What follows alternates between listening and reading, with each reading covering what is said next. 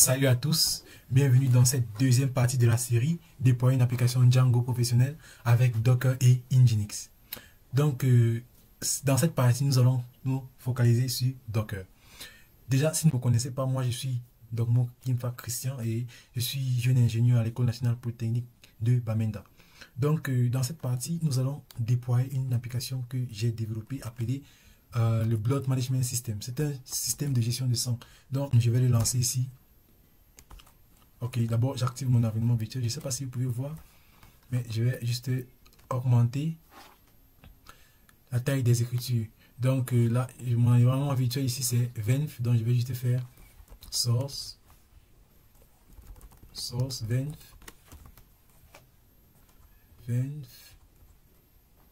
slash activate. Non, je ne suis pas dans le bon répertoire. Je vais faire un cd et là je vais faire cd blot comme ça, et là je peux faire maintenant source venv bin activate. Ok, à partir d'ici je peux lancer mon serveur. Mon serveur est bel et bien lancé. À ce niveau ci je peux juste copier ce URL et je vais le copier sur mon browser. Donc je vais le mettre là. Donc voici l'application que nous allons dockeriser. Mais dans cette première partie, je vais juste vous montrer les commandes basiques de Docker et vous montrer comment installer Docker sur votre machine. On veut la déployer peut-être sur une application Linux, bien sur Ubuntu, que ce soit sur Fedora, que ce soit sur Kali. Cette application ne fonctionne plus. Pourquoi? Parce que les fichiers sur Ubuntu et les fichiers sur Windows sont différents. Le concept de Docker ici nous aide déjà à créer ce qu'on appelle les conteneurs, de telle manière que un conteneur pourra contenir les fichiers et tous les packages que notre application aura besoin afin de s'exécuter normalement. Donc nous sommes déjà ici sur le site web de Docker. Ici vous pouvez constater, ici on a Develop Faster and Run Anywhere, c'est-à-dire on peut développer plus rapidement et exécuter notre application n'importe où, que ce soit dans un serveur, que ce soit sur une machine virtuelle, que ce soit sur Windows, que ce soit sur Ubuntu, n'importe où, on peut lancer notre application et elles vont s'exécuter super bien. Donc, déjà, si vous voulez installer Docker, il faut juste venir sur le site docker.com et vous cliquez sur Download for Linux. Il y a la version Mac et il y a aussi la version Windows si vous avez un système d'exploitation Windows. Dans mon cas, moi, j'ai Linux. Donc, je vais cliquer ici.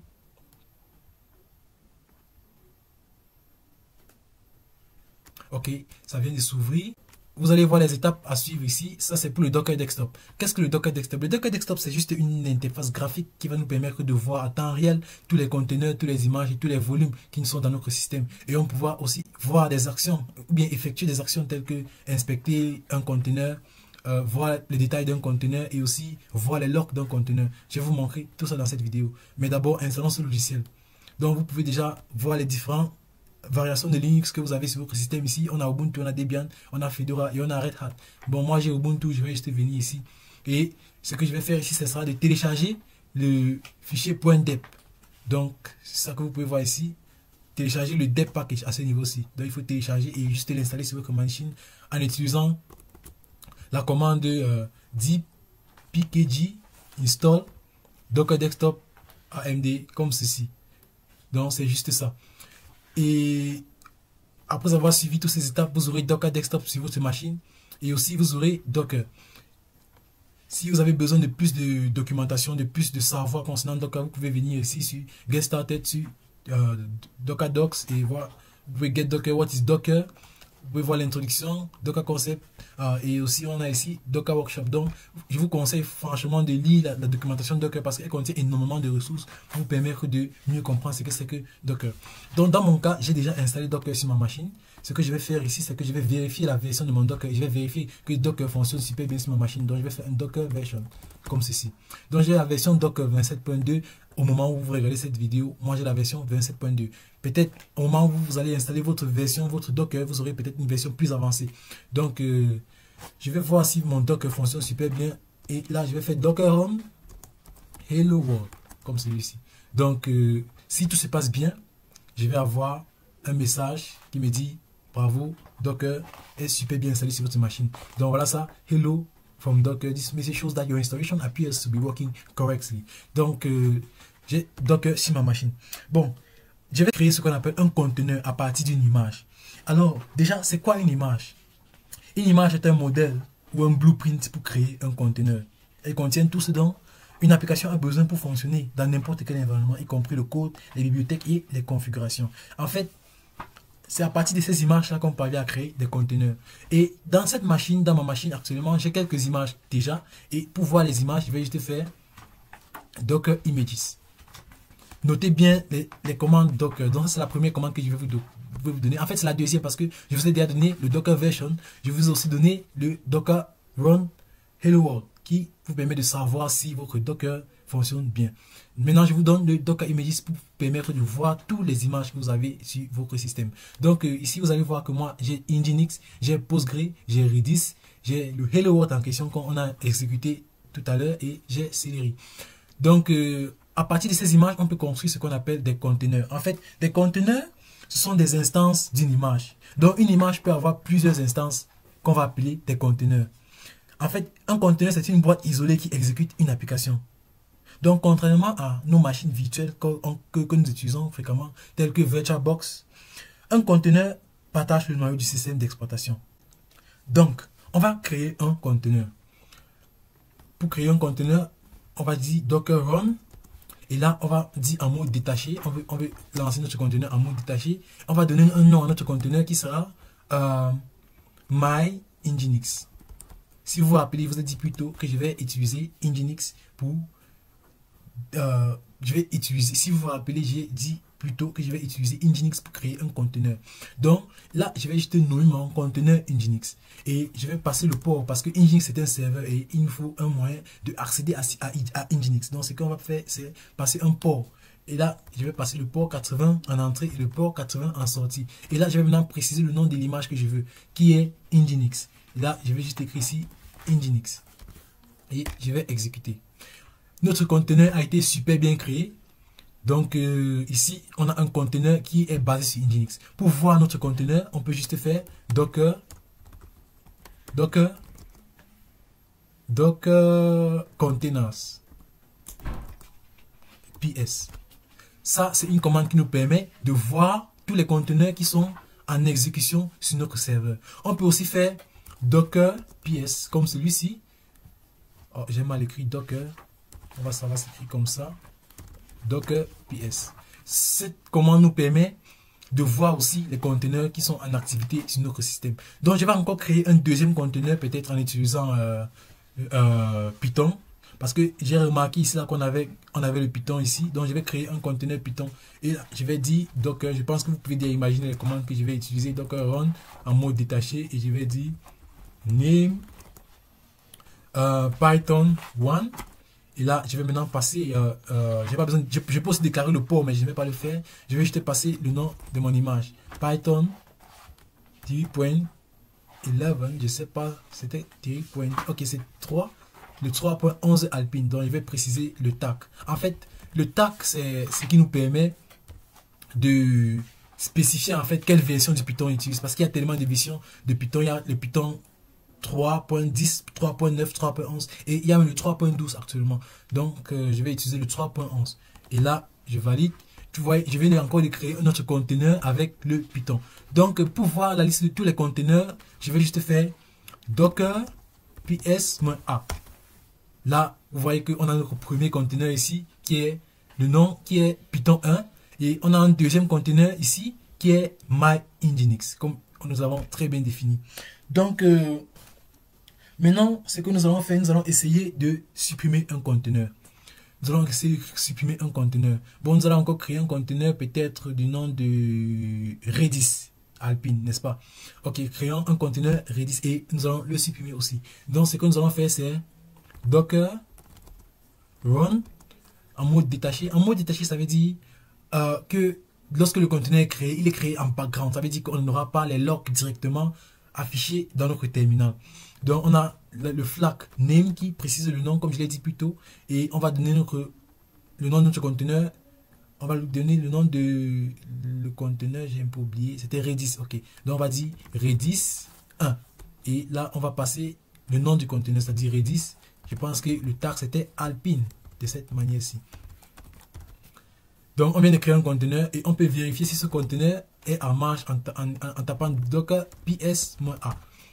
Et là, nous allons voir que on a ici notre conteneur Redis. Ce que nous allons faire, c'est que nous allons arrêter ce conteneur. Pour arrêter un conteneur, c'est très simple. On va faire un docker stop et préciser le nom du conteneur. Le nom du conteneur, c'est quoi? Redis 1. Notre conteneur a été arrêté sans problème.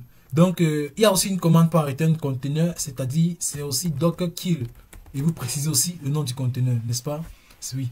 Donc, on va faire Redis 1, je l'ai déjà supprimé. Donc, on va vous dire que response diamond kill container, c'est-à-dire que ça n'existe pas, ce n'est pas en train d'être exécuté. Donc, maintenant, je vais juste nettoyer un peu mon terminal puisque je remarque qu'il est un peu trop sale. Ce que je vais faire maintenant, ce sera d'exécuter une commande dans un conteneur. Et le conteneur que j'ai choisi ici sera Nginx. J'ai choisi d'exécuter une commande de script dans un conteneur Nginx. Et si je fais un docker ps, je regarde là et on a toujours notre conteneur Nginx qui est en marche. Donc ce qu'on va faire, c'est exécuter une commande bash dans ce conteneur. Et la commande pour le faire, c'est docker exec -it python, non, my nginx. Maintenant, on va préciser la commande qu'on va exécuter dans ce conteneur, qui s'agit de bin/bash, comme ceci. Ok, donc vous voyez que notre conteneur est super bien, bel et bien ouvert. On va essayer les commandes telles que cd, bon, cd point. Donc, on va juste regarder d'abord où nous sommes. Vous allez voir qu'on a ici le bin. En fait, ça, c'est tous les fichiers qui sont installés dans notre conteneur et on peut avoir accès à eux et faire des choses vraiment très incroyables. Je pense qu'on va plus utiliser ça lorsque nous serons en train de déployer sur les VPS. Je vais vous montrer comment créer un Dockerfile et autres. Donc, ça sera tout pour cette vidéo. Ça sera la fin de cette partie. Nous allons nous retrouver dans la troisième partie où nous allons dockeriser une application Django. Il s'agit de cette application que j'ai développée. Ici, c'est un Blood Bank Management System, un système de gestion de banque de sang où on aura la possibilité d'enregistrer un donneur. On aura la possibilité d'enregistrer un patient et lorsqu'on enregistre un patient, on donne son email.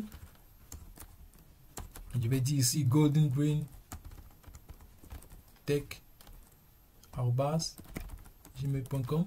Là, son nom, son premier nom, son deuxième nom, son username, Golden, son âge, je vais dire que son âge, il a peut-être 50 ans. Je vais lui donner son poids à 50. Je vais choisir son groupe sanguin, là, je vais dire B-. Je ne sais pas s'il peut souffrir d'une maladie, illness, peut-être il a un peu les mots de tête. Donc, son numéro de téléphone. Et là, je vais choisir, est-ce que c'est un homme ou c'est une femme, donc son genre. Et là, je vais juste mettre des mots de passe un peu très simples là. Je ne sais pas si ça se ressemble, donc je ne pense pas. Et là, je vais soumettre. Ce qui se passe, c'est que l'utilisateur, il est bel et bien créé et maintenant, il faut juste login. Donc, si je me rappelle encore des Gmail, c'était golden.tech, n'est-ce pas? Donc, golden.tech@gmail.com. Et là, le mot de passe était ça. Là, je vais essayer de login. Bon, je vois que j'ai un peu oublié le mot de passe. Ce que je vais faire, c'est que je vais aller créer un super utilisateur à ce niveau-ci. Donc, je vais créer un super utilisateur. Python manage.py create super user. Et là, je vais dire test@gmail.com. Et là, je vais entrer un username. Ok, ce username est déjà pris. Bon, en fait, on devait login avec le username. Oh, j'ai mis l'email ici, c'est pour ça que ça n'a pas marché. Je pense que le username, j'ai un peu oublié. Bon, c'est pas grave, on va juste créer un super user. Bon, je vais mettre ici user. Je vais mettre ici mon mot de passe. Donc, le username ici, c'était user et mon mot de passe, c'était mon mot de passe. Donc, je vais entrer là et valider. Bon, je n'ai pas lancé mon serveur. Mon serveur est bel et bien lancé. Et là, je vais juste recharger la page. Donc, je viens de login dans le dashboard.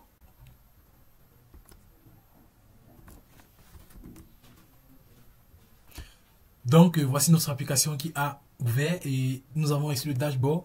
À ce niveau, nous pouvons avoir le niveau de donation, le nombre de donations, le nombre de requests, c'est-à-dire le nombre de personnes qui ont demandé le sang. Nous avons le nombre de demandes de sang rejetées, le nombre de demandes de sang acceptées. Et ici, on peut avoir une liste de tous les utilisateurs parce que là, je suis login en tant que le super administrateur. Je peux voir ici tous ceux qui ont eu à s'enregistrer sur mon système. Ici, je peux voir ici tous les requêtes qui ont été faites, les requêtes de sang qui ont été faites par des patients. Donc, je peux venir ici, je change le statut et là, je peux mettre pending et je sauvegarde. Donc, vous voyez que le statut est passé à pending. Et là, je peux peut-être changer et je mets à completed, ce qui fait que le statut aussi, il passe à completed et je peux aussi voir toutes les donations qui ont été faites et je suis l'administrateur, donc c'est moi qui gère ce système. Je peux aussi log out juste là sans problème. Donc c'est un système vraiment très simple que nous allons déployer dans la prochaine phase. Voyons dans la prochaine.